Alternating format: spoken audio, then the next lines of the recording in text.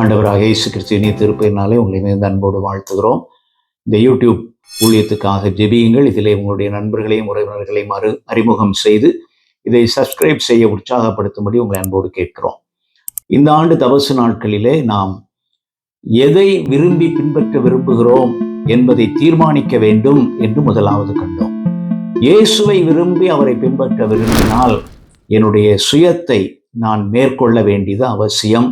அதற்கு வேத வசனத்தின் வழியாக அனுதின ஜெப வாழ்விலே ஆண்டவருடைய சித்தத்தை அறிந்து அதற்குரிய ஆற்றலை பெற்றுக்கொள்வதின் வாயிலாகவே இது சாத்தியம் என்பதை கடந்த வாரம் சிந்தித்தோம். இன்று ஆண்டவர் நமக்கு தருகிற செய்தி அதே லூக்கா நற்செய்தி நூல் 9ஆம் அதிகாரம் 23ஆம் வசனம் சொல்லுகிறது. தன்னைத்தான் வெறுத்து தன் சிலுவையை அனுதினமும் எடுத்துக்கொண்டு. சிலுவையை எடுத்துக்கொண்டு. நான் ஏற்கனவே சொன்னேன், சிலுவை என்பது அடையாளம் மட்டுமல்ல, சிலுவை என்பது ஏதோ ஒரு புனித சின்னம் மட்டுமல்ல, மாறாக சிலுவை என்பது ஒரு ஆன்மீக அனுபவம், ஆன்மீக வாழ்க்கை முறை. It's a spiritual life style. இந்த புதிய வாழ்க்கை முறையை நீங்கள் ஏற்றுக்கொள்ளுங்கள்.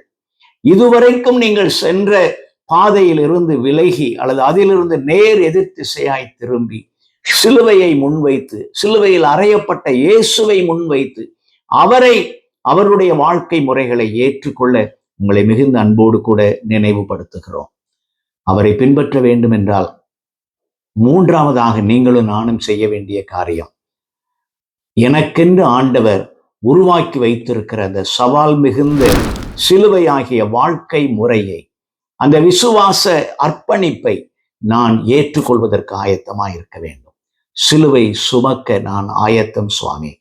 சிலுவையின் வாழ்க்கை முறையை ஏற்றுக்கொள்ள ஆயத்தம் என்று ஆண்டவருடைய சமூகத்திலே நம்மை அர்ப்பணிக்க வேண்டும்.